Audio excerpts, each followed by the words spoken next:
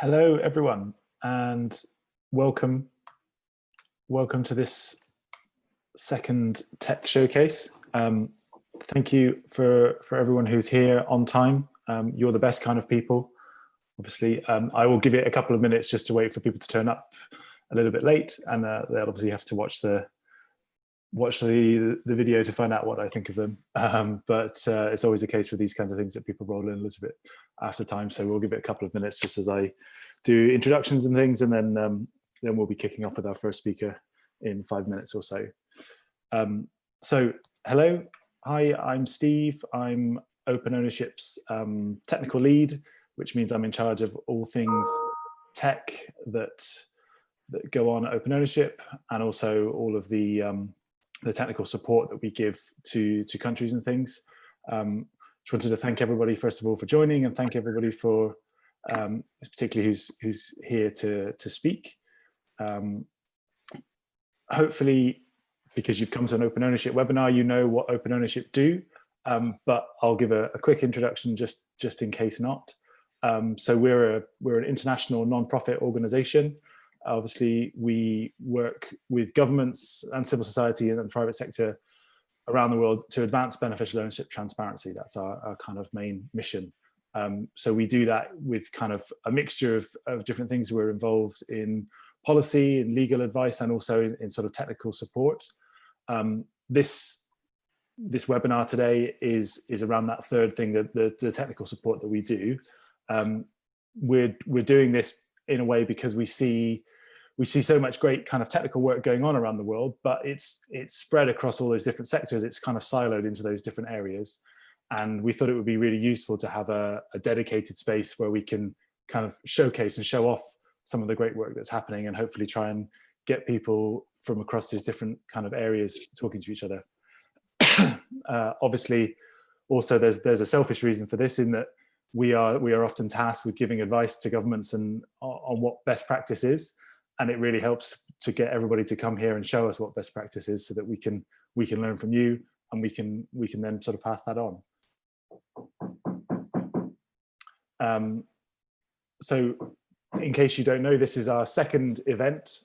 We're here again after having a really good response to the last one, which if you haven't seen it, or if you weren't able to attend, it is available on our website. We have a blog post with a full video and links to everybody's talks on there, and slides also.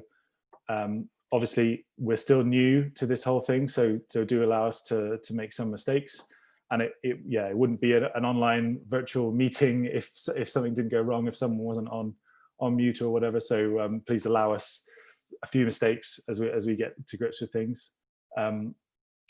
We've got some great speakers again. I'm really excited to hear some of the talks we've got today. I think it's going to be really good. So thank you especially to all those speakers who've given up their time to write talks and to come here and present them to you.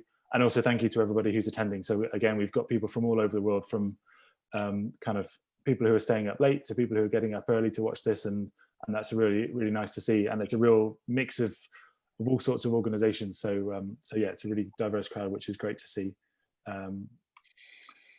Just a few practicalities and kind of house rules. So we've got 5 speakers this time, a few less than last time, so it won't take quite so long, but I'm still going to have to be relatively strict on time. So everybody has 10 minutes or so for their talk, and then there's 5 minutes after each talk for questions.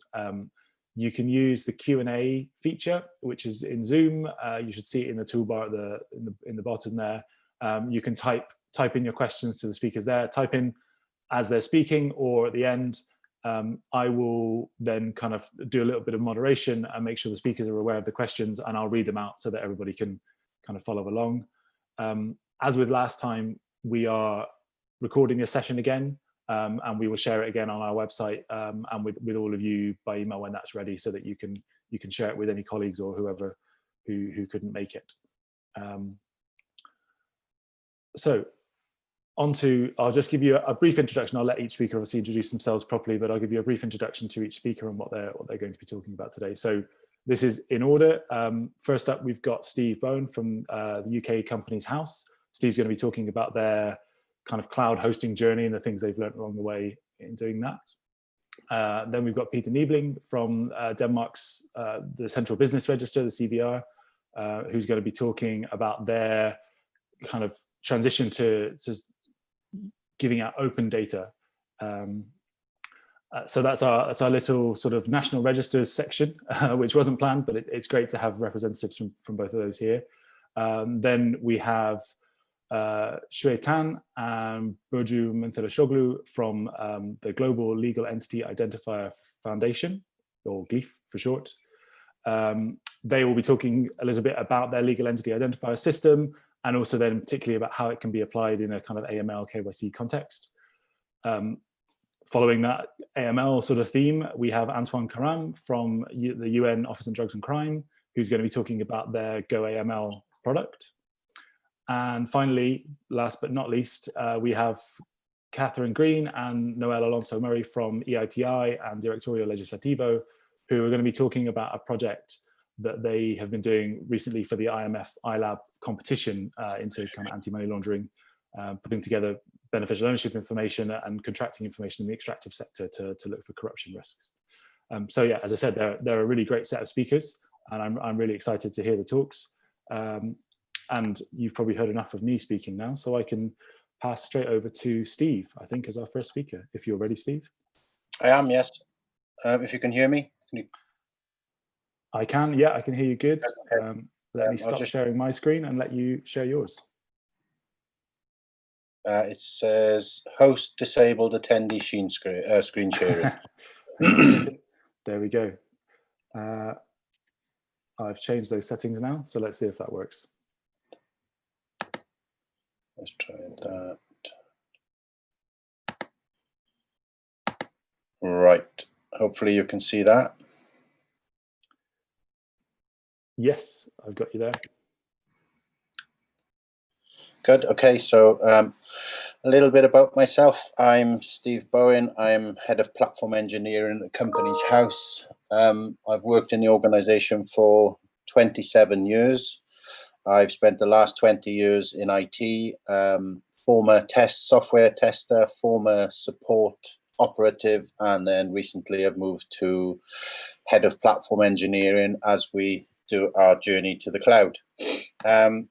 A little bit about Companies House.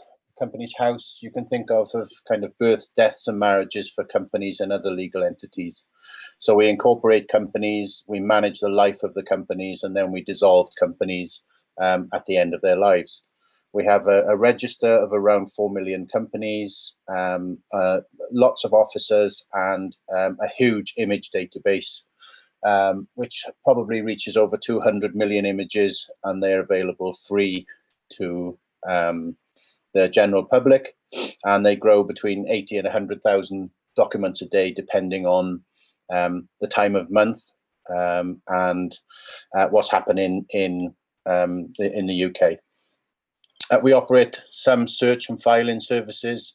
So Companies House is the register for all companies, and as part of being a legal entity, you need to file certain documents with us, and we accept those documents, but we're always there for searches, so people can search, the general public can search on legal entities to see whether they're up to date.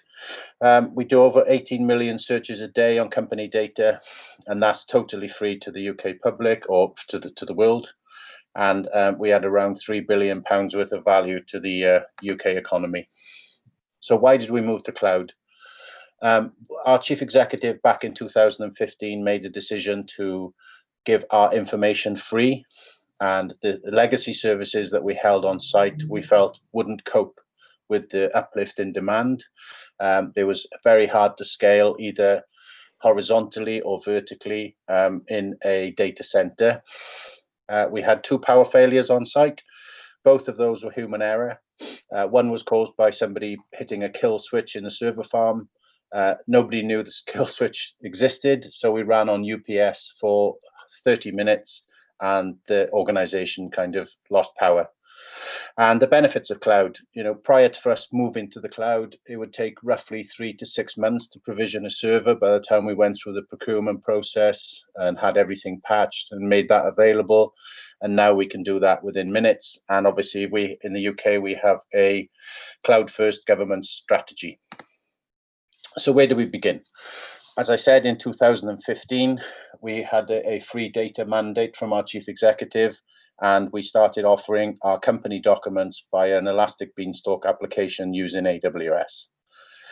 Following the power failure in 2017, we launched CHS to a public cloud solution in Ireland, because in 2017, Ireland was the only one available to us.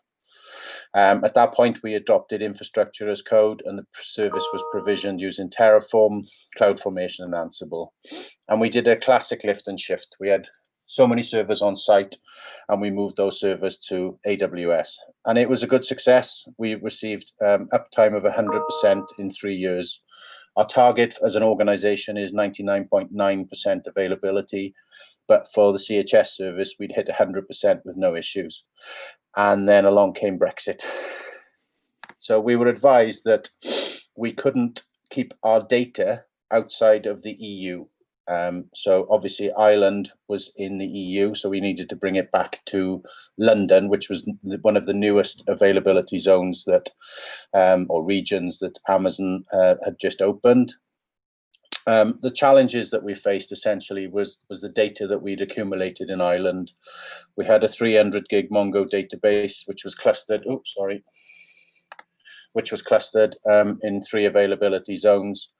The images that I'd mentioned previously were sitting around 50 terabytes in an S3 bucket, and we had around another 30 S3 buckets that made up the service.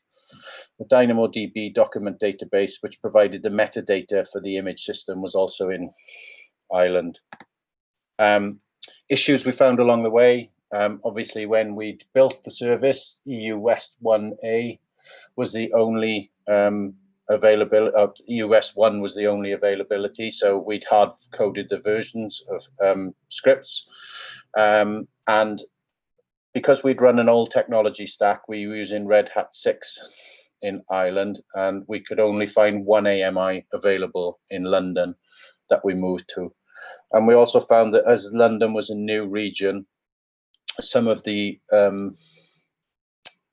facilities that they had in Ireland weren't available in London. So, for example, data pipeline and WAF weren't available in London that we were using in Ireland, but I can be pleased to say that WAF is now, which is the wireless application firewall or web application firewall, is now available in London. So we used S3 Sync to automatically move the items from one bucket to another. And there's something in AWS called cross-region replication. So any items that were placed in the buckets in Ireland were automatically moved to London. And that kind of was a big headache that we didn't need to cross. And we used the data pipeline in Ireland to populate something in London. But I think probably the best thing that we did was to VPC Ireland to London, which enabled us to extend the Mongo cluster. So our MongoDB cluster is 3 nodes. And essentially what we did was we made a 6-node cluster, which spanned Ireland and London. And this is a very graphic to show that essentially what we had. So we had 3 nodes in London and 3 nodes in Ireland, and that was essentially our MongoDB. And come the day of transfer, we shut down the Dublin region, and the data was already in the London region. So what did we achieve? When we moved from on-site to the cloud, we provisioned the services the same size as we had on-site. What we discovered over the course of running the services in Ireland was that we'd over-provisioned by around 50%.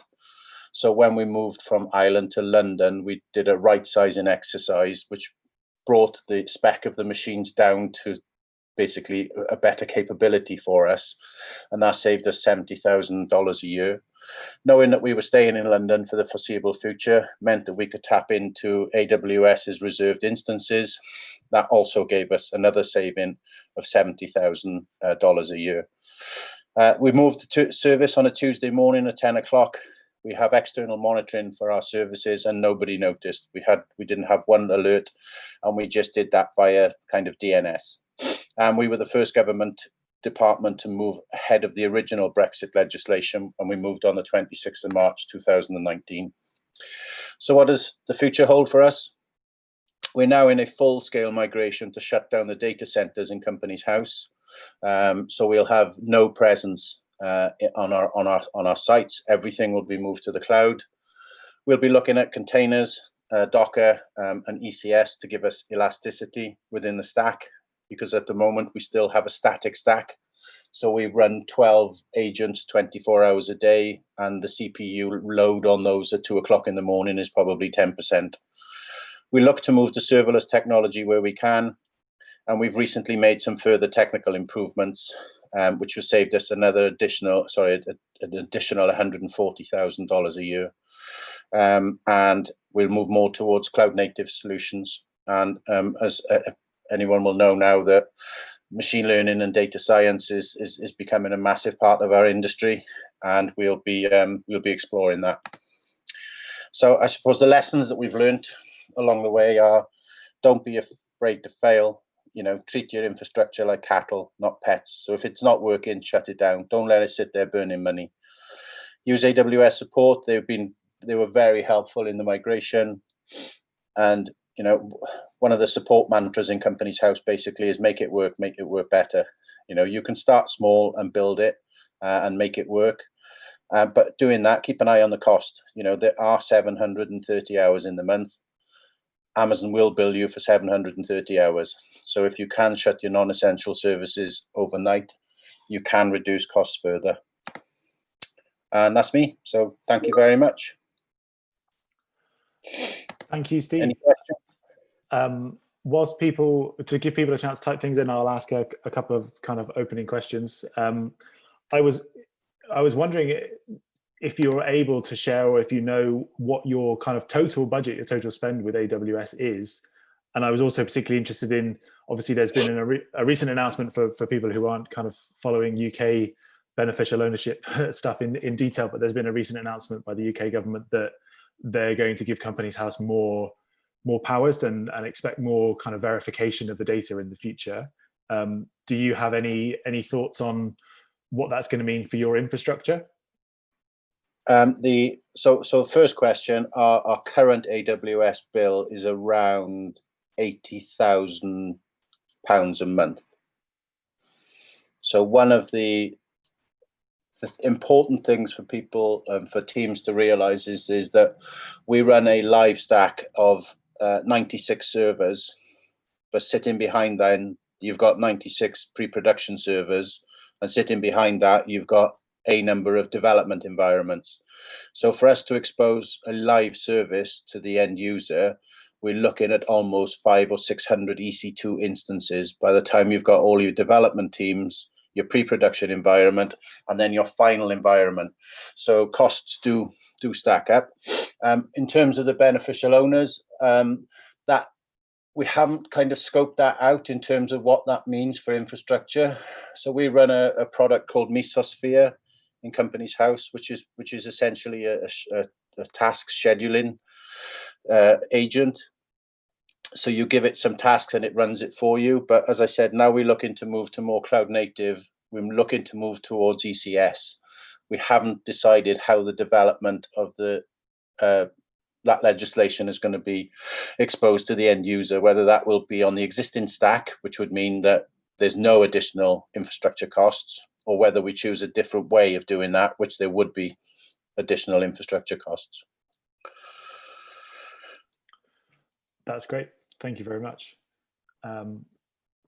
If there are no questions from the audience, which I don't see any at the moment, but obviously feel free to type things as we go. I can always send questions to panelists kind of after the event as well.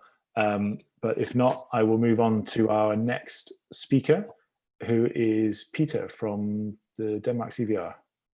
Yes, hello. Can you see me and hear me? Yes, all working well, thank you. Cool.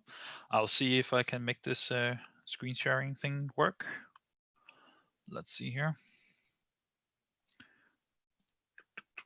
So probably need to start the slide here. So do you see my presentation? Can see that fine. Excellent. Okay. Well, hello everyone. My name is Peter Niebling. I am from the Danish Business Authority. I'm very happy to be able to come here and speak to you a bit today. I know that time is an issue, and actually I better just check the time here because I thought that would be available, but I can't see it right now. I'll try to limit myself to the 10 minutes, which will probably be hard for me because this is a topic I'm passionate about. I've been with the Danish Business Authority since 2007, so I've been there a few years. And today I'm going to talk about a bit about how the CVR is built and how it has evolved. I'm going to talk about our distribution strategy, and then I'll finish off talking about beneficial ownership, a bit of how we manage that. I really enjoyed the last presentation from Steve. A lot of that is something I can nod along to because we had a lot of the same experiences being another public agency. I guess that's why.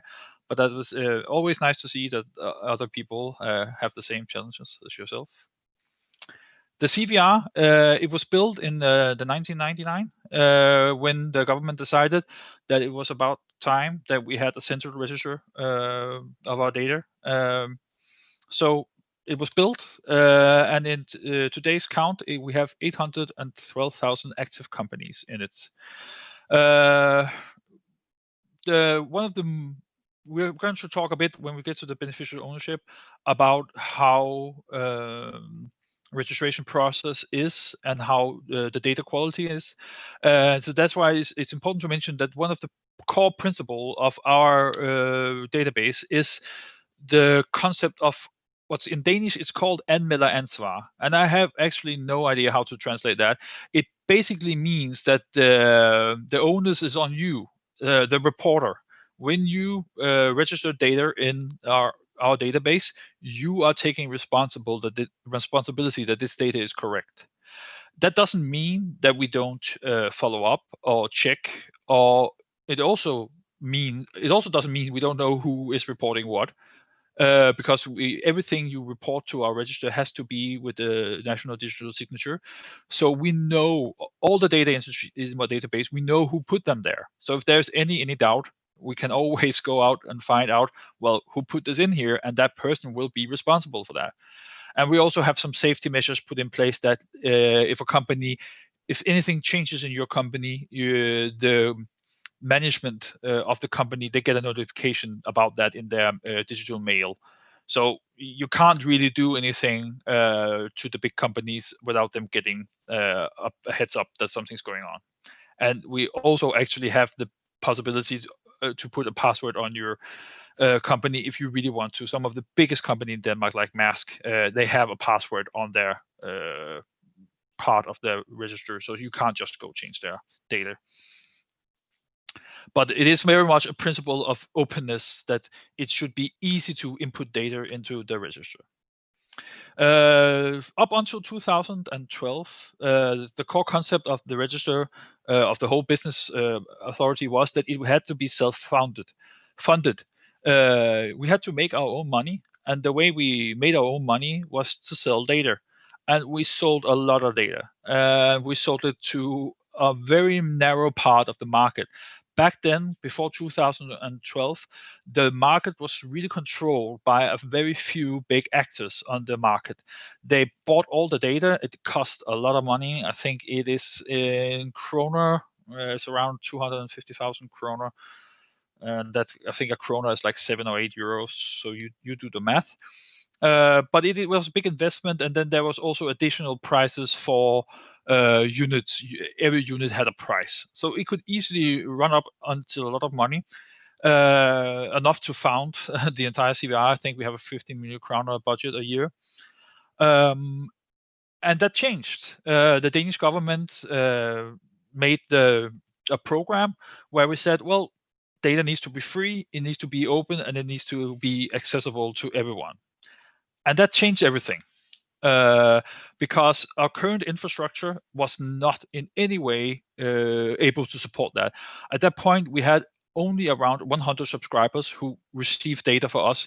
We had a whole setup that is much more like a data shop, where you came to us and you told us, well, I want some companies of this type, and I want it from this part of the country. We would all pack it together to you and send it to you in a package.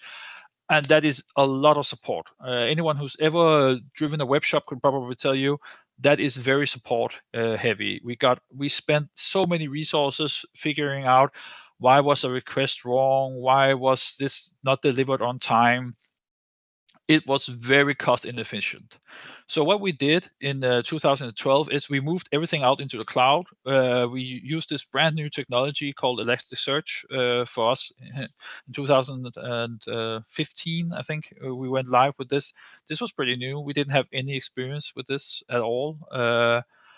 And it was a great success. Very quickly, it became very clear that we had something here that people really enjoyed and really wanted. And today we have 18 million daily requests into our Elasticsearch index, and we have 1,600 unique users. So that was a gigantic success from us. And how does this impact the business in Denmark? Well, it impacted it in a way that is suddenly this data was out there and open, and everyone could just come and grab it.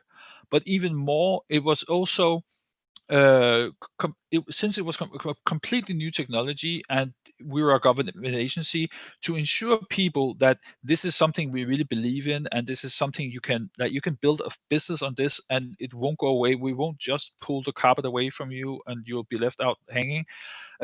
We built our entire infrastructure around it as well. So the entire CVR infrastructure is also based on the same data and technology that everyone else is using.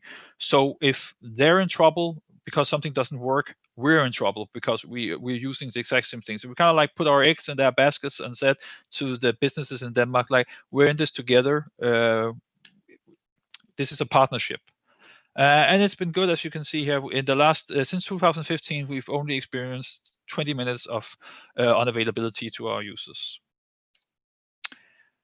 So to round up here, I have to talk fast. I can see I have 3 minutes to going my own clock here. I will talk a bit about beneficial ownership in the CVR. When it was implemented in 2017, we implemented it as a part of the CVR. So this is a natural integrated part of the current CVR register. It's not something on the side or is anything on its own. It is a part of the CVR. And being a part of the CVR, it is open and available and accessible like all our other data in our cloud. So everyone can just come in and take it whenever they want at their own leisure. We brag a bit about that we have a 97% coverage rate now. So a lot of companies have used this, and the few companies who haven't, like the 2.7%, we are actually working with them to like figure out why haven't they been in and registered their data yet. And there can be reasons for that, but it's a process. We've actually had a big sweep where we went in and we actively closed down a lot of companies who didn't report in their beneficial ownership into the CVR. And just like everyone else, we've built a platform where we showcase our data to the world, and it's built on top of the, as I mentioned, the same technologies that everyone else is using. I think I might have a quick time to just quickly show it, if I can figure out this technology, because I am in full screen at the moment. Now I jump to questions part here. Do I have time to just quickly show this? Yes, go ahead. Yeah. Okay, let's see here if I can just show here. So yes, are you seeing this? So this is the CVR, and every company in Denmark can be searched here. And this is it's basically just built upon the same data that everyone else has available. So in theory, anyone could build this because what we're using is available for everyone. And then everything is in Danish, which isn't. There's actually an English tab here. Let's see how well we've translated everything. Yeah, here we can go down here and you can see the ownership of all the companies, and you can see the beneficial owners of the companies here. And everything is just out in the open for anyone who wants to come and get it.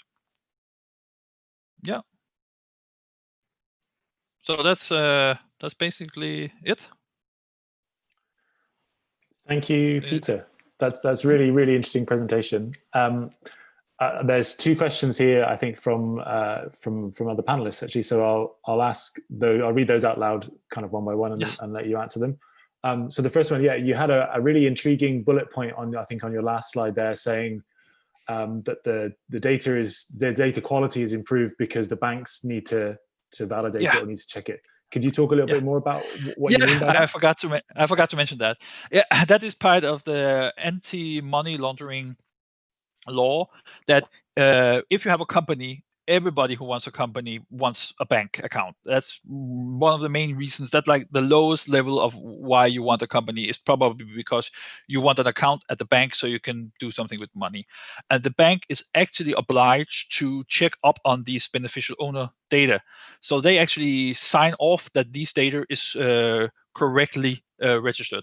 And we just went live this January with a system where the bank can report to us if they find something suspicious about this beneficial, and we have had very little activity on that, and we haven't acted upon any of the reports we've gotten. So that tells us that the data is probably very good, because the banks know that this is something they have to take seriously, and if they see anything wrong, they have a door to us where they can report this. Great, thank you. The second question is around the use of your data by other government agencies. Like, do they just use the public site? So, for example, if someone needs to do an investigation, or if the tax authorities are looking at something? Yes and no. Government agencies in Denmark actually can access a bit more data. They can get the social security number of people, and I think that is the only data right now that isn't publicly available for some reason. And so we have actually built upon the open index that everyone can access.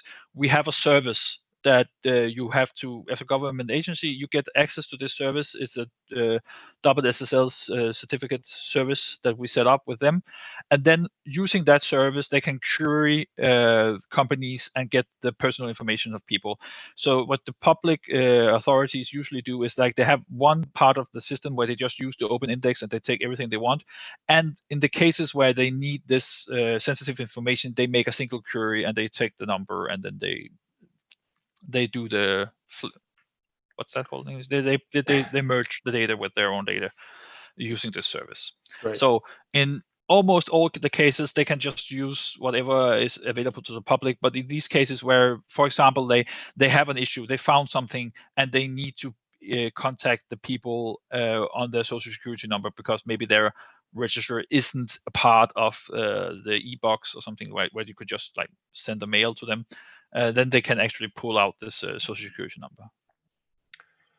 And is there anything kind of in reverse? Do you have to look into other systems or from other parts of the government? Yes. The CVR as a whole is built upon the other. It's actually a partnership with the tax authorities and the statistical partners, and we also rely heavily on the CPR as a data source. So we are heavily integrated into these other systems, who are also a part of this 2012 move, where everything had to be opened and free. It's a whole lot of talk. I would love to come talk about. We built something called a data distributor that all the public agencies have to use and get their data from. And we are a big supplier of our data to that infrastructure, and we also pull a lot of data out of that infrastructure. So the whole concept in Denmark is like the once only principle. It has seen a lot of traction in the last 10 years of like killing off all these shadow registries around Denmark, where people are like updating their own little database of people or companies. That is very much on the down low. It is dying simply because there is no need, because this concept of having an open index in the cloud that you can access with the amount of frequency you can, it kills any need for you to have a local registry on your own. I mean, that was like 15, 20 years ago. You needed to have a local copy of the data, and you updated it with Delta files daily because, traffic, all that. Nowadays, no need. You don't need a local copy of the data. It's all out there. It's real-time updated. Just go take it whenever you want it. It's always there. Fantastic. Maybe we need to get you back for another talk another time about that. That does You sound can interesting. Anytime. I'm always happy to come talk. Thank you, Peter. Okay, I don't think we have any other questions at the moment, so I will move on to the next speakers. So we have Shui and Burcu from GLEIF. If you're ready to speak, I think we're ready for you. Yes. Thank you, Steve. Can you see me and hear me well? I can see you. I think maybe Peter needs to stop sharing his screen before you can share yours. I'm not 100% sure how that works. Perfect. Quickly share my screen. All right. So first, hello, everyone, and thank you for attending today's webinar. My name is Xue Tan, and I work for GLEIF as Business Relations Manager Team Lead. Today, very happy to be here and speak to you, especially about the Legal Entity Identifier, in short, the LEI. Today, together with my colleague Burcu Mentesoglu Tuncer, we would like to also introduce to you the global LEI system and also LEI's use cases. First, I would like to give you some idea about the organization behind the LEI, which is the Global Legal Entity Identifier Foundation, in short, GLEIF. GLEIF was founded by the Financial Stability Board of G20 as a non-for-profit Swiss foundation. After the financial crisis in 2008, regulators around the world have realized the importance of correctly identifying legal entities and also to reconcile the relationships between different legal entities. Therefore, the global LEI system was developed under recommendation of the Financial Stability Board. Afterwards, GLEIF was also founded in 2014 to support the implementation and also the use of the LEI. As you can see on the slide, GLEIF is overseen by the LEI ROC, the Regulatory Oversight Committee, which consists of more than 70 regulators and 19 observers from 50 countries. There are currently 18 independent directors from different regions and industries sitting in GLEIF board. So what is LEI? So LEI stands for Legal Entity Identifier. It is a 20-digit alphanumeric code based on the ISO 17442 standard. It provides level 2 basic reference data of a legal entity, such as legal name and legal address. Meanwhile, it also provides level 2 relationship data, which captures the ultimate and direct parent entity information, and which also connects different legal entities together. So the LEI enables clear and unique identification of legal entities, and also the global LEI system is an open database, which all public users can utilize for free. The LEI is issued by our partnering organizations. We call them the local operating units, in short, the LOUs. Currently, there are 36 accredited LOUs located in almost 30 different jurisdictions, and the system has more than 1.7 million LEIs, which covers more than 220 jurisdictions. I would like to also quickly go to our website and show you how the LEI and their relationship data looks. Just give me 1 second. Okay. So basically, all the users can go to our website, gleif.org, and here you can see there is this LEI search bar. If you click here, the user can type in any organization who has an LEI. For example, I will type in Nestle.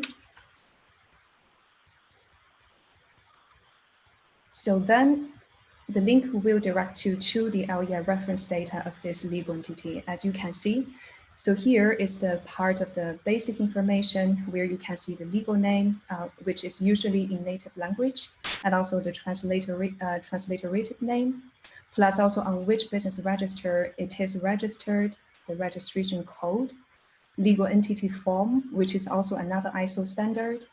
And also in collaboration with Swift and ANA, we also conducted the big and also ISIN to LEI mappings. So you can see also these codes here. Here you can see the addresses, registration details. And here I would like to also highlight the level 2 data. As you can see, Nestle SA basically itself does not have really parents, or the parents are natural persons. However, here you see a big list of their direct children and also the ultimate children. And of course, if you just click on any of this record, then you will be directed to the record of this specific legal entity. So with that, I will just quickly go back to my presentation. Okay. So as previously mentioned, the LEI is endorsed by the Financial Stability Board. So basically, it is also mandated by many regulators around the world. Currently, there are in total 116 different LEI mandates and also 16 recommendations by international organizations. This bar chart on this slide also gives you an overview of these regulations. As you can see, Europe has so far most of the regulations mandating LEIs, such as MiFID II and FSTR, followed by North America, Asia Pacific, MENA region, and South America. Also, 41% of these regulations are mandating LEIs for security issuers and also security transactions, followed by supervision and derivative transactions. With that, I will turn it to my colleague Burcu to introduce you the use cases of LEIs. Perfect. Thank you very much, Shwe. Hello, everybody. My name is Burcu, and I will take over from Shwe now. And I will try to explain why LEI is important for the AML and CFD landscape. We know that financial institutions have limited ability when they have limited identification tools or up-to-date identification tools. According to a research that we made last year, a financial institution used approximately at least 4 different identifiers to onboard and identify a single legal entity. And that means that financial institutions need manual reconciliation of data, and mostly data is not interoperable. And so it requires, it causes a lot of inconsistencies of data. We believe that the LEI can help to overcome first the manual reconciliation problems, because it's a unique identifier. Secondly, particularly for the jurisdictions where the identity systems are not well established, LEI can help to overcome the information asymmetry and streamline client onboarding. We believe this is also an important aspect of the discussions around AML and financial inclusion. Many reports and publications recently highlight that the LEI also can support the correspondent banking relationships, as the respondent banks can first identify themselves through the LEI to the correspondent banks, and also they can identify their clients via the LEI, so then they can establish a trusted identity for their clients vis-a-vis correspondent banks. Another important aspect is information sharing. We know that sometimes there are difficulties in information sharing between respondent banks and correspondent banks, and also financial intelligence units and regulatory bodies and specific jurisdictions. So because when you exchange the information based on names, it's always prone to human error. But when you exchange the information based on a unique identifier, it gives you the just precise identity of a certain legal entity. So as Shwe mentioned, our LEI records have ultimate and direct parent information. We do not have beneficial ownership in the LEI record itself, but still the LEI gives you the first foundational step for conducting further AML checks. And the more the LEI, the more benefits for the whole financial ecosystem.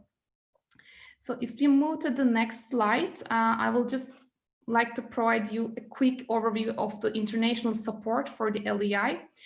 And as Shreya showed you in one sample LEI record, we have transliterated name functionality in the LEI system. What does it mean exactly? If your entity has a name in Arabic or Chinese, it might be difficult for a consumer, let's say in UK, to understand what your entity is standing for. But with transliteration, you can see that or the consumer of the data can see your entity's name in Roman characters and make sense of data in an easier way. Additionally, LEI, when financial institutions among themselves and also in their relationship or in their data exchange with data vendors or financial intelligence units, there is the less risk of getting false positives. So these are the main problems of the information exchange today. And of course, it has a lot of repercussions in different areas, and payments is one of them. International payment system, cross-border payment system today is quite costly and there is limited transparency and limited efficiency. And one of the reasons is that because it's difficult to identify the originator and beneficiary in these payment messages.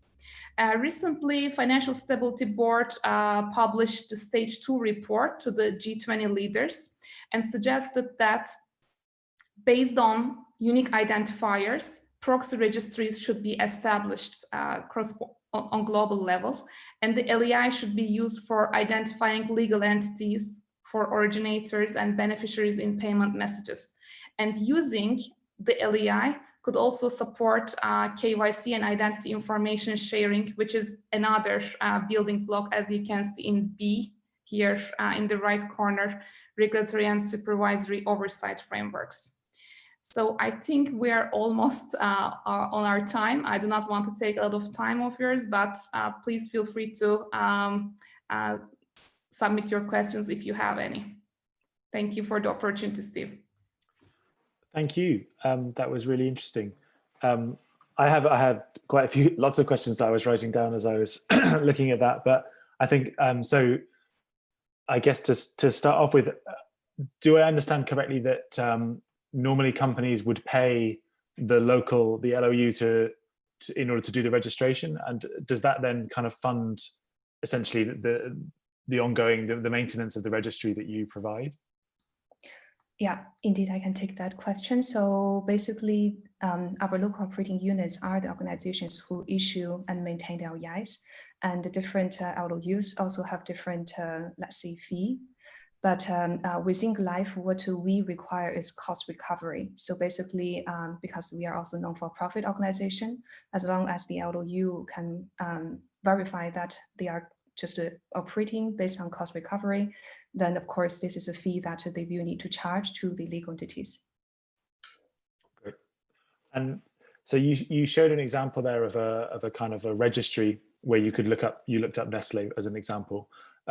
Is that what the sort of the Global Foundation operates? Is that one sort of global registry where you could look up any company in the world? And is that data available, or yeah, on what terms is that data available for other people? Yeah, so basically, I just share again, as you can see that by clicking to, all the users can go to our website and use our LEI Search 2.0, this search tool, and the data is completely for free, and all the users can use it. And yeah, we also endorse the Open Data Charter. Plus, I actually forgot to mention that we also developed a GLEIF API, which is actually also providing access to the developers to the full LEI data search engine functionalities, and also to enable full integration of the LEI data directly with your systems. Great. That preempts my next question as to whether there was an API to access that, so that's really good. So at Open Ownership, we've done some work on transliteration within our beneficial ownership data standard. I was interested, when you capture transliterated names, who does the transliteration? Is it provided by the company, or because we've had lots of, obviously there's there's lots of different standards for transliteration and lots of different ways to do it. So I guess we're just interested in how you've tackled that. Do you know? Yeah.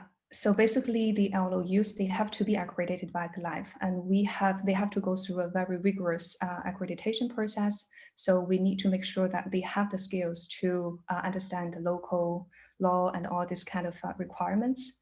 So usually, the original information was provided by the legal entity to the local operating units, but then these LOUs, they will need to validate either based on some public authoritative sources or based on their local rules. So for example, I'm from China, so I can say that in China, usually the translated name is really just the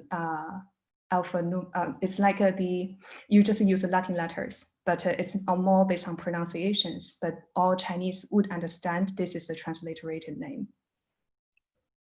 Great, thank you. And I promised final question from me. I think when you were showing the example of Nestle there, it had that there were some natural persons as the kind of ultimate owners. And I think I saw that it said something about them being exempted or something like that from sort of, so ultimate parent exception reported. Does that mean you don't capture them at all, or do you have the information but you don't publish it because they're people? How does that work? So maybe later I ask the Burcu to add as well. Indeed, we have rule in the system that so the legal entity, they have the right to decide if legally they can disclose this information.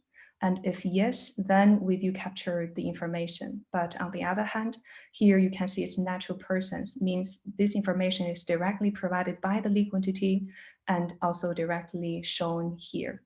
We do not really have any further information, which is only internal. Yeah. Yeah, maybe I could just make a small addition to what Xue just mentioned. In global EI system, reporting direct and ultimate parent information is based on the consolidated financial statements. So if the parent does not consolidate the entity, then an exception can be reported. This is the agreement that the 71 regulators agreed for defining how to make the relationship information available worldwide. And this is the compromise basically. And there, as Xue mentioned, legal consideration could be another exception reason, but of course the LOUs in the specific jurisdiction should verify if indeed there is a legal constraint for reporting this relationship or not. Great.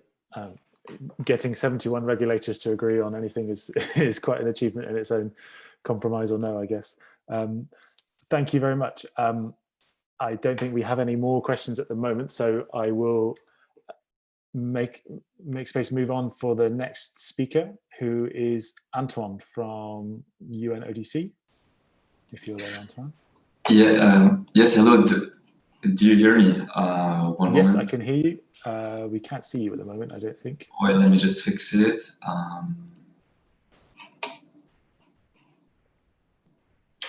Does it work? There we go. Yes. Great. So, how are you? Thank you very much for this for interesting OML. I realized also you had asked for my participation, whether it would have been possible last time. So I'm thankful for that. I wasn't entirely sure what the scope was going to be, whether we're going to drill down technically, and wasn't entirely sure what is the level of knowledge here of the audience regarding OML. So I just thought, like we had said per email, I will talk about the product. I will see whether there will be questions in certain directions. And in terms of sharing a presentation, I thought maybe the easiest is to share the OML website, where it will be possible to see, let me just get there.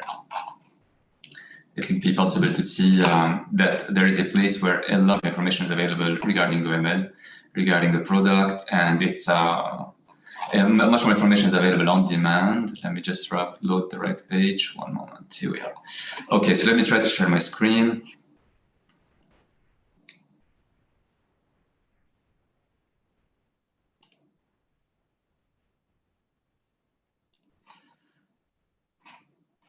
Is anything visible here? Are you able to see? That's working well for me. Yep. Okay, great. So I'm not sure what people know here about GoML, so let me just say it's kind of like a very interesting venture that has taken place with the United Nations Office on Drugs and Crime. This is an organization of the UN Secretariat with 5 pillars of the mandate, and one of the main ones is the organized and financial crime. They are an organization that has a large range of activities, but typically operational software was almost an accident. So it started in 2007. Nigeria had required to have some form of application for its financial intelligence unit. We started to, I wasn't in the team yet. They started to deploy a proof of concept. And a few years later, they were using already the software called GoML. It was followed with the Netherlands that was very interested to see what this software was about. They acquired it, and they have also added a lot of features to it. This was followed by a couple of other countries across the world. And we really boomed in about 2014, 2015.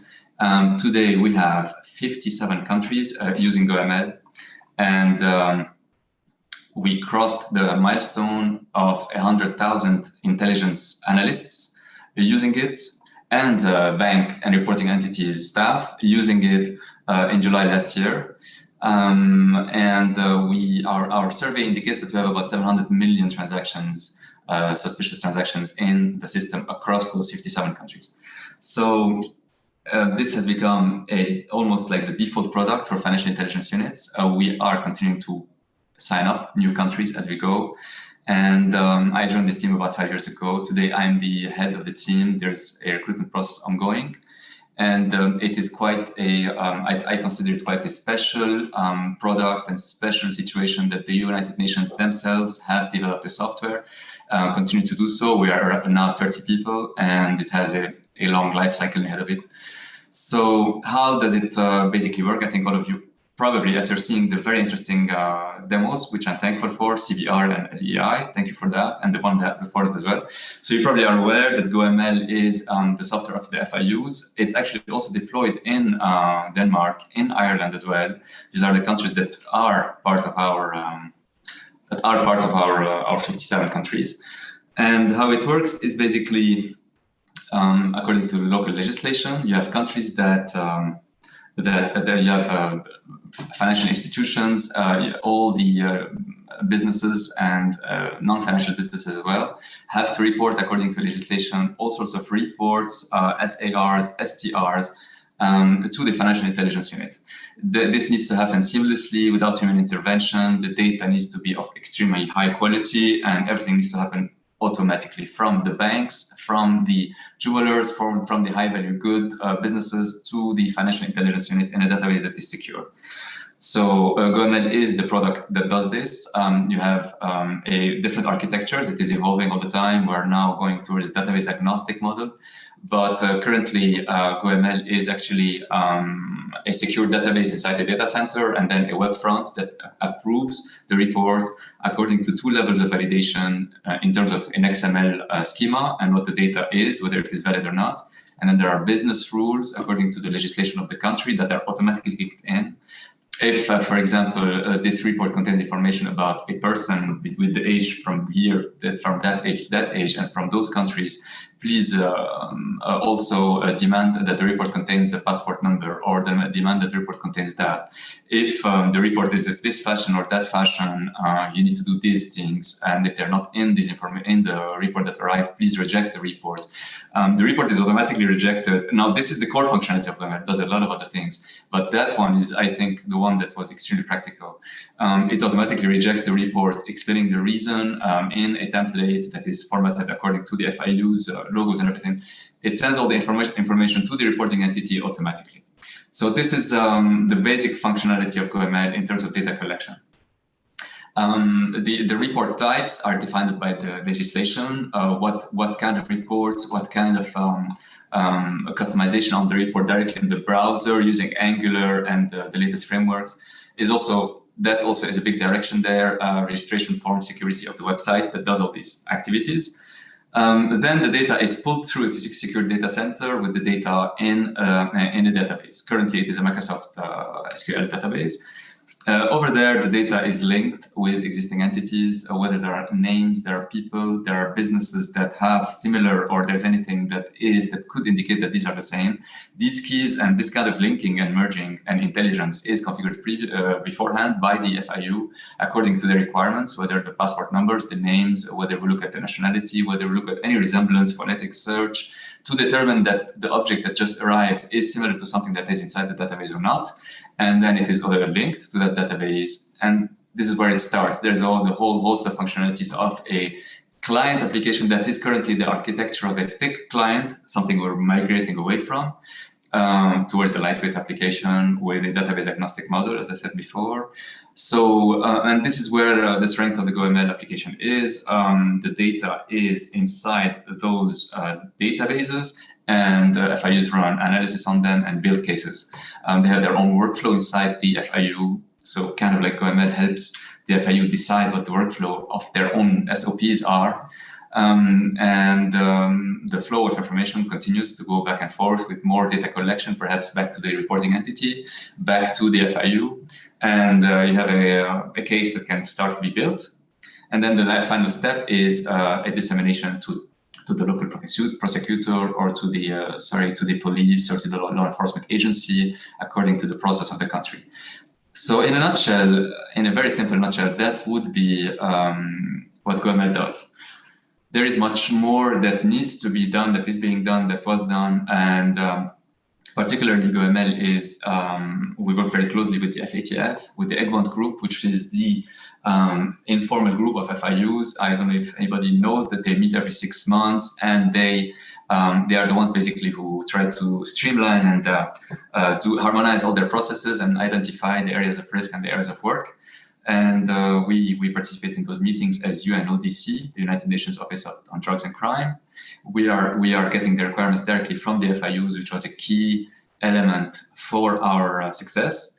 And for example, the latest requirements from FIUs was the ability to exchange information with something called the Egmont Secure Web. Egmont Secure Web is the platform, a very basic and secure platform that all FIUs need to communicate with each other.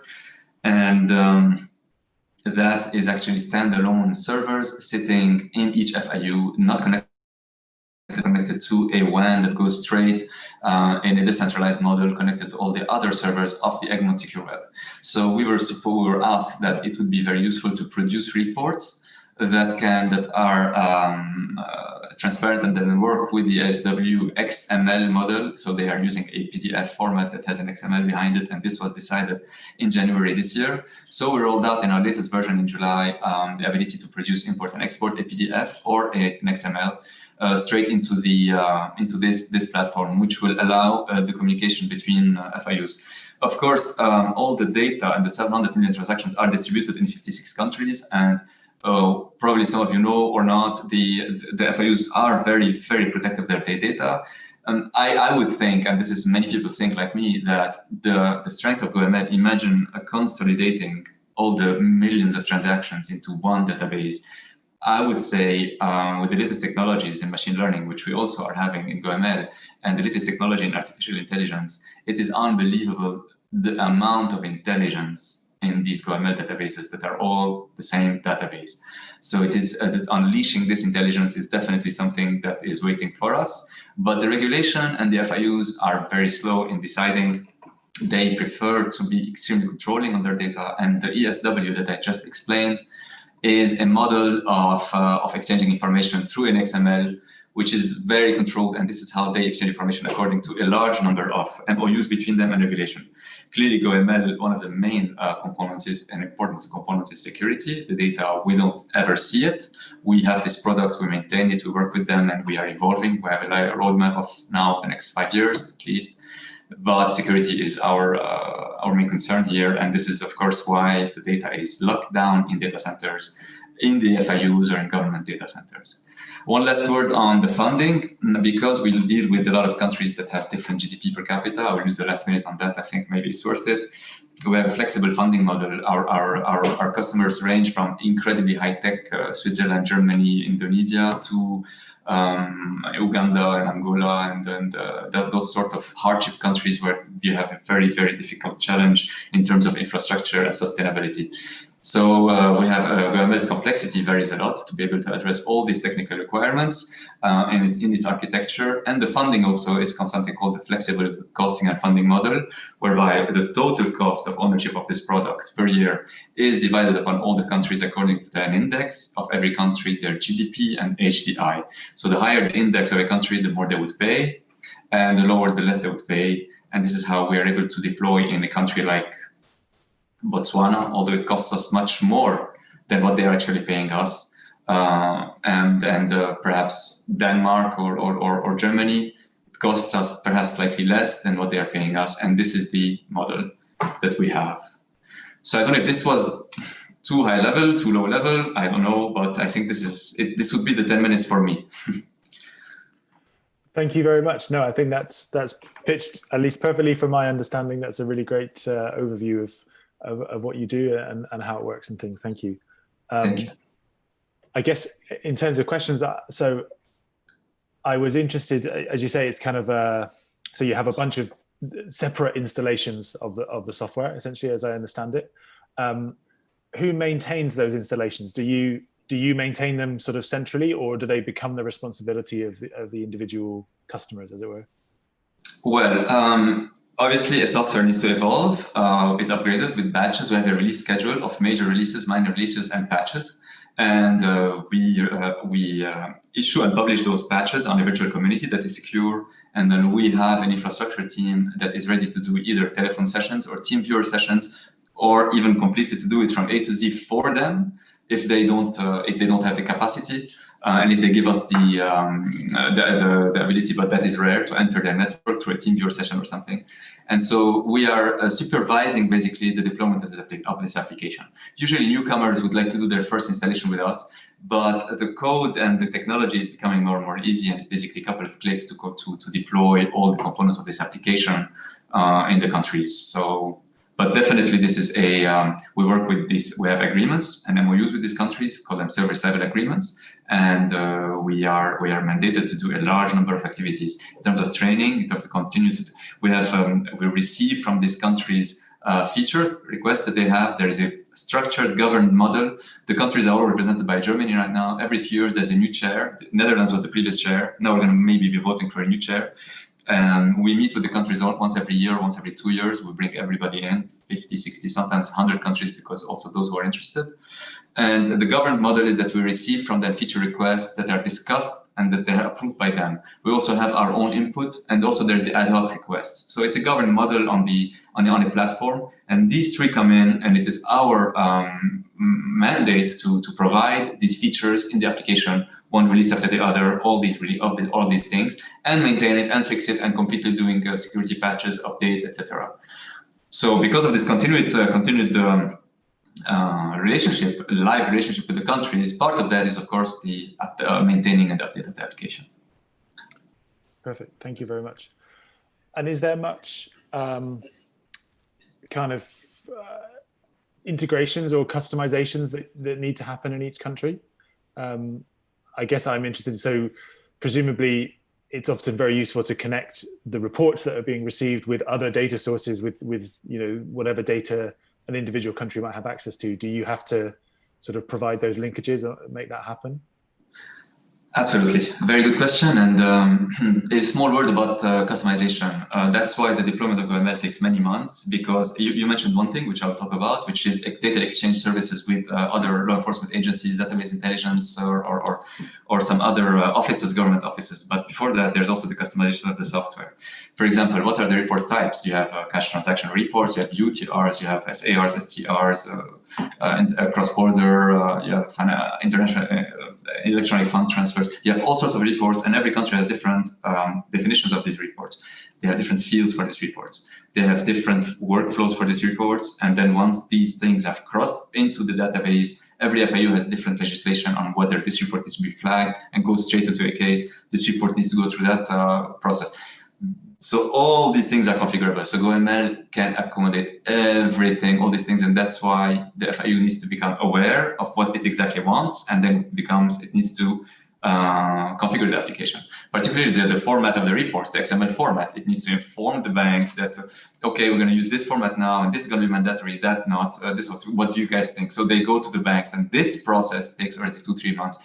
So the implementation of GML typically takes 6 months to 1 year. And in terms of the exchange, there's a lot to gain from automatically checking every time a subject comes into a report into GML. We automatically check with the tax office, internal revenue, properties, customs, I don't know, every country has a range of requirements, and we are providing APIs, a middleware, and now finally from within GML something called the external system services. This is the latest iteration of the same thing. And what it does is, as soon as something comes in, automatically it does certain checks. It goes to the judiciary, and if it finds a judiciary file, it brings it, fetches it, and puts it into the GML database. It calculates a risk score according to something that is outside the database. So, but that is extremely, it's very important, but definitely this is where the value is, but of course it's not easy, and there's a lot of work. So where every country has a different model. Yeah. Great. And we have a question from one of our panelists, which I think is an interesting one around. So you mentioned obviously your desire to see all these independent sources of information linked and connected, and to kind of share that pool of data. Is there any kind of interest or value or work going towards using things like LEIs or other kind of global standards to be able to share that information better? Is there work towards standardization with any of these kinds of technologies?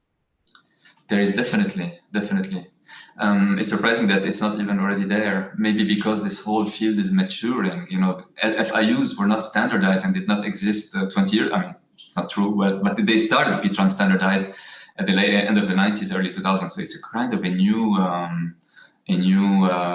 field to have all this legislation and all this empowerment to the FIU. So in terms of the standards of data fields and what unique identifiers can be, I have not seen that. And I think there might be a lot of value. Now, of course, we work directly with governments. This is how our mandate here is at the United Nations. And I suspect governments are extremely careful and rigid in what they would like to standardize or not.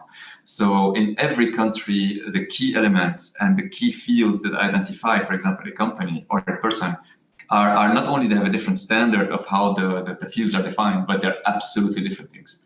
In some countries, the driving license is what goes on, and this is what is being used. The driving license number, I've been to we have Bowen in Haiti and countries where, so every country has a different, and if the driving license is the number that is used the most to identify a country, our software can take it, and I don't think the country will be ready to change to another standards.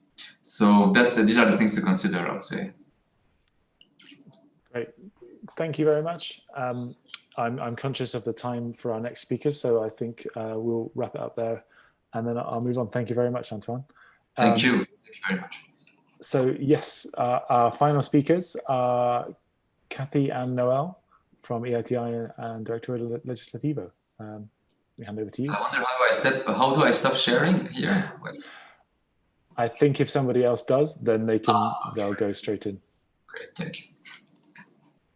Hi, well, thank you, Steve, for the introduction and for inviting us. So we're very excited. I'm going to start, and then Noel is going to take over the rest of the presentation. So I'm speaking today on behalf of EITI, the International Secretariat of the Extractive Industries Transparency Initiative.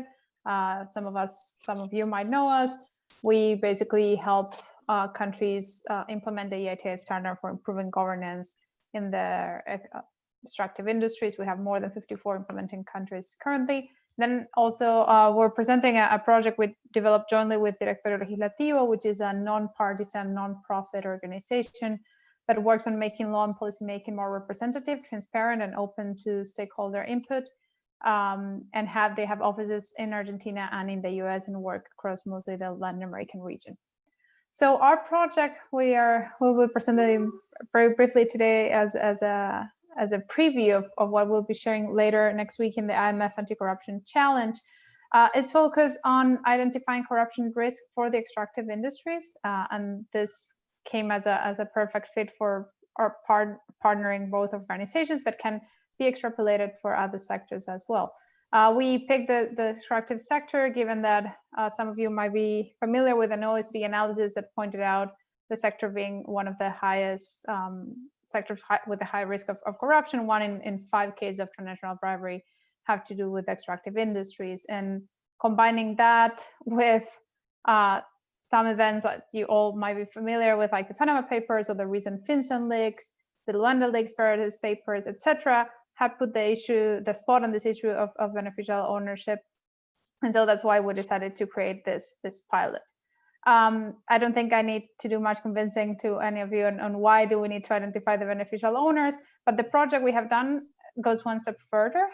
And it's not only about identifying the beneficial owner, but putting that information and identification to work. So I think it could be a perfect fit with a lot of the initiatives we've been reviewing in this presentation today. So in partnership with Directorio, we prepare this solution that we have been presenting in the framework of the IMF Anti-Corruption Challenge. And we have developed as a system basically to put information to work, crossing 2 sets of information that have been very rarely been crossed before. On the one hand, the information on beneficial ownership, and on the other hand, the information from the financial and asset disclosures from public officials. As I was saying, then the innovative aspect of our solution is not only doing based on putting this information out there, but actually making the crosses and making both data sets connect, because in both of our organizational experience, we have seen that one of the main challenges in anti-corruption have been that these types of initiatives do not talk to each other, the information remains in silos, and then of course they lose a lot of the capacity that they could have in the fight against corruption. So what we design our system to do is to cross-check the financial disclosures of the public officials with the beneficial ownership information, as well as other data sets that Noel will develop a bit more later, for example, like public contracts. We analyze the data points, and then the system generates red flags where applicable that signal risk of corruption, specifically around 3 issues, which are conflict of interest, the risk of illicit enrichment, and possible cartels. So like I was saying, the usefulness of our solution is twofolded. On the one hand, it enhances the oversight of the public spending to have a better idea of where public funds are going through contracts and licensing. And as well, it enables the relevant country authorities, anti-corruption agencies, as well as international actors and civil society to keep a closer eye on processes, in our case of our initial project in the extractive sector, which has to do with public procurement, license, and contract allocation, which have been identified as with high corruption risk. So the core proposal is to build on these existing systems that around the world today, there are more than 150 countries with legislation on asset disclosure, and more than half of them have some sort of public access to the information on the disclosure, while at the same time, there are more than 80 countries that have committed to transparency and beneficial ownership, and about 27 of them have a beneficial ownership register with this information. So building on these 2 systems, on these pillars, and offer a tool that facilitates the mapping and cross-checking of different data points between both of them. So the idea, and sorry, I keep mentioning the project, I never said the name of it. It's called Joining the Dots with Politically Exposed Persons. And so the idea is to basically, by implementing this and connecting both data sets, we can leverage the effectiveness of the country's financial disclosure system, help also to embed the culture of BO disclosures, which is a newer development, and enhance the wider anti-corruption framework as general in whichever jurisdiction or sector this is being implementing. So with that, I give the word to Noel. Thank you. You listen to me, okay? Yes? Okay. Yes, we can hear you fine. Good, good. Well, as Kathleen was mentioning, well, in the last 3 months, from June to September, we've been working on a prototype in Colombia. We chose this country mainly because, well, it's a country where both organizations have strong interest and work, and also because at the beginning of the year, they in the Colombia's Congress, National Congress, passed a law to make public all financial disclosures, right? So we wanted to like test the new law. So, well, our pilot focuses on identifying 3 types of red flags, but we chose from those 3 red flags that Kathy mentioned. We focused on this during this month on the one on conflict of interest. So what we do is mainly, I will show you now. I will share my screen a bit to show you a bit this dashboard.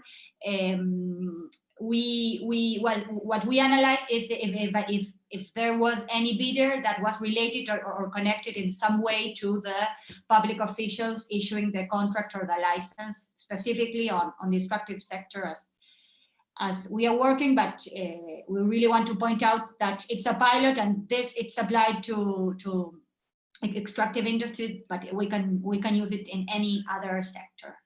So from the initial list we had of 70,000 PEPs in Colombia, we chose a small sample of 900 PEPs, mainly related to the Ministry of Mines and members of Congress, senators and representatives.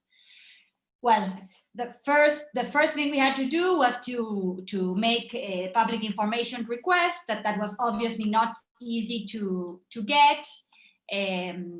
So on the financial disclosure information, we did get the information that obviously was in closed formats. They were images that we had to translate to other formats to work on. And specifically on the beneficial ownership information, we could not access that. So having this few months to work on the prototype, we decided to start looking at other data sets to work with proxies, using other proxies to see if we could arrive to that kind of information using other kind of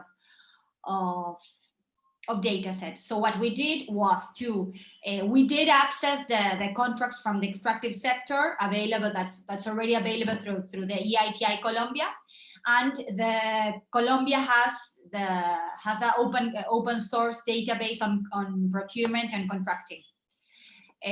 That they have a lot of information. So we had to choose a small sample as well, because I think it has like 9 million contracts included. So we also chose a small sample, and we started crossing with like these 3 groups of information. Obviously the data was not perfect. We had to make it accessible at the first time, and then all that on the format that I already mentioned, and we had to manually input all of it because the format did not allow for any automatic reading, and we also had to establish a process for standardizing the data points gathered from the financial disclosure forms. Right, we had to choose from within the financial disclosure forms which part of all that information we wanted to cross. So let me show you. I'll share the screen. Sorry, no. Por favor. Sorry, I received a visit.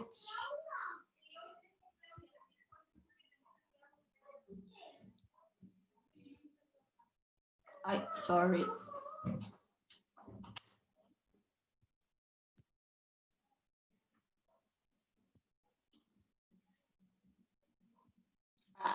The bar of is not letting me. Sorry.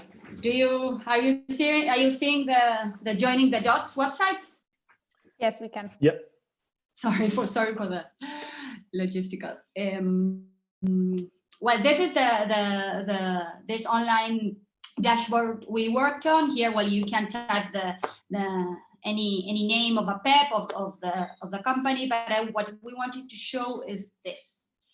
This is only with the 900 PEPs we included in the sample. Well, this is the colors represent all the government agencies. The companies are those in yellow, and the PEPs, right? And those in red are obviously the red flags we identified. Let's choose like random. Well, this is a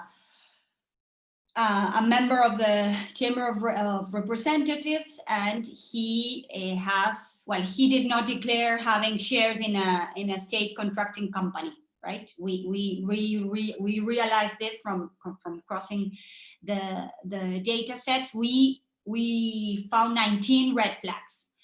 Most of them, 10 of them were related to this kind of situation where someone in their financial disclosure did not or omitted declaring shares from a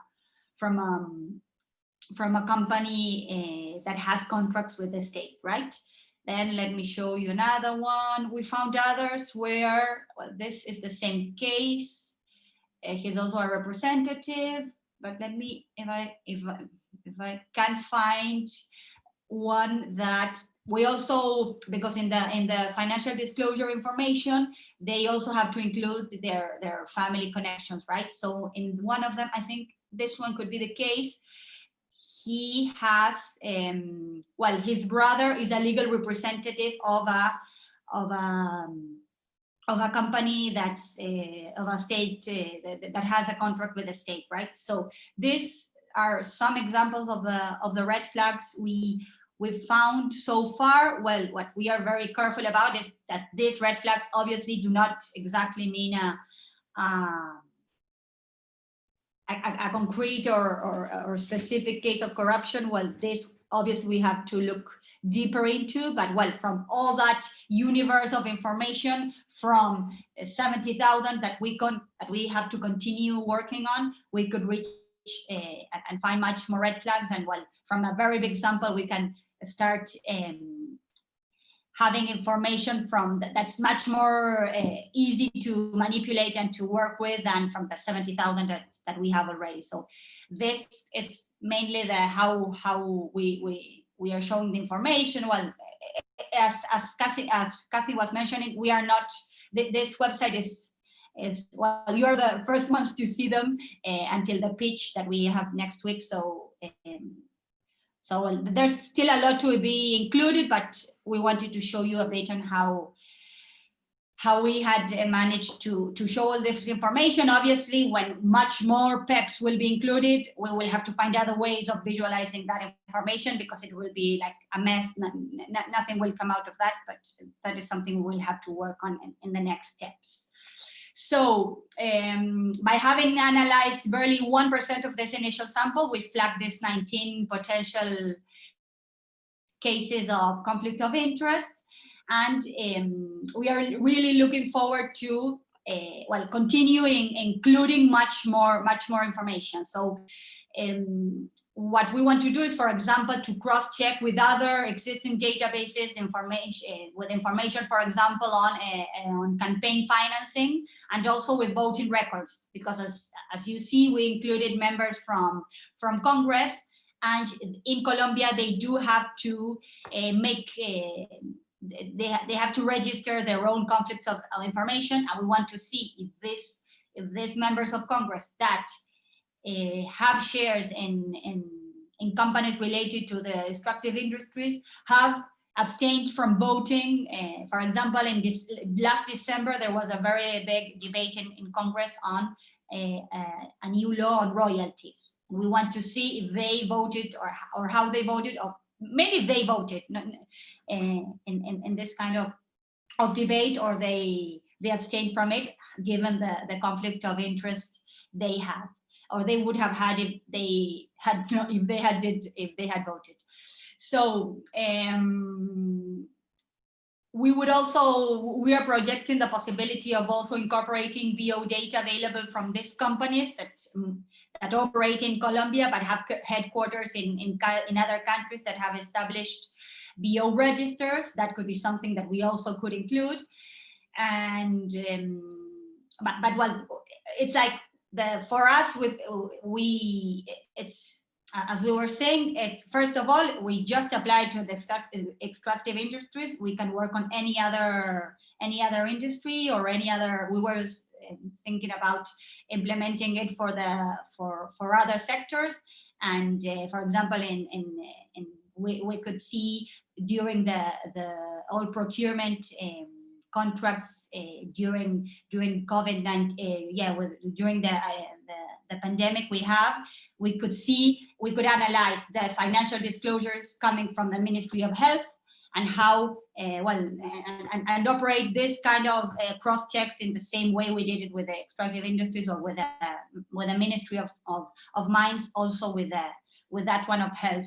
So in general, I lost track of time, but that would be like the general idea of the steps we've been taking and what are the next steps we want to take in the near future. So I don't know if Kathy, you want to add anything? If not, no, just very briefly that as a next this is a next step. Eventually, when this system could be implemented in 2 or more countries, then we also envision making the systems in each country talk to each other and thinking of an applicability of crossing the data internationally. That's all. Thank you very much, both. I guess I have a question around thinking about other people reusing the software. First of all, is the code or the data behind that available for other people to look at, or will it be open source or open data at any point? Yes, it will be. I was looking at one of the questions in the chat, Steve. Do you have any particular users in mind for the joining the dots? Yes, we do. At first, mainly we would like to, we would love for the anti-corruption agencies to adopt this kind of tool, because it would really help them in the analysis of the financial disclosure system, where, well, as Kathy was mentioning, a lot of countries have this kind of structure of they have the law and they have the agencies, but nobody really monitors the concrete information included in the financial disclosure itself, right? They do like a check, presented, not presented, and if you're a PEP, you presented it, well, it's okay, you did that. And that's the whole monitoring system most of the governments have, at least in Latin America, right? So we would really love for this kind of agencies to adopt this tool. And secondly, obviously, the open public, right? Civil society organizations, journalists, social activists, whoever would like to access this kind of information and cross information themselves, we would love also for them to use it. And that comes back, Steve, a bit to your point. That's the purpose. We are visualized user would be ideally the anti-corruption office, but then, or any authority in that sense, but then also put it out in open format to allow for all this data to be used by civil society or other people interested. And I got a separate question on I think on a private chat about the technical recommendations to make cross-checks automated. What we're working on, and Noel was mentioning by the end, is in our next version of the tool, we'll feed in more information, and with some time we are planning on incorporating also machine learning, so that then the rules can improve on detecting the risks. And therefore that's basically our main technical recommendation so far, is like we need to make a broader sample, of course, because we had limited time and had to do a lot of manual work, and then incorporate machine learning to make the cross checks more efficient and also more accurate, to make sure we're not missing. Yeah, more flexible, because the rules are right now, they're quite rigid because they are manual and they're a small sample. But if we could train our prototype, we could get the rules a little bit more flexible, and we could find any other kind of red flags that maybe nowadays we are not able to do so. Great. Yeah, I think I had a similar kind of related question to that one from the Q&A around the data what are the key pieces of data, the key fields that you need to make these cross checks happen? Are they, you need names, or do you need specific identifiers to make it possible? Yeah, or do people need to release names, well, yeah, the names are good, but if we could, in the cases we have the identifiers, the identifiers for the person, the national security number or social security number or whatever form it's called in every country. That's the basic to relate to the person, and also on the cases of the companies, they're like also their identification number in their own country, right? Because sometimes using the names we get like false positives in many cases, and so the ideal is to get those kind of IDs per person and per company. Great. Thank you very much, both. I'm conscious, I think we're running over time now, and thank you everybody for sticking with us and for all of our speakers for their amazing talks. It's been a really, really interesting set of talks, I think. So yeah, I'm really pleased. Thank you all. Let me just share my screen finally. So yes, as with last time, obviously we've been recording this, and so we will share that as soon as it's available. I'll send an email to all the attendees with a link to our blog and things where you can find the kind of wrap up and share things. Those who are willing or who had slides or who want to share them, I'll ask for them to share those slides as well, so that we can pass those on. And I think, as with last time, I think the popularity is such that we'll definitely try and do another one of these soon. So so watch the space for our calendar for that. And if you want to speak, if you see what other people have done and think that you could share something useful, then we'd love to hear from you.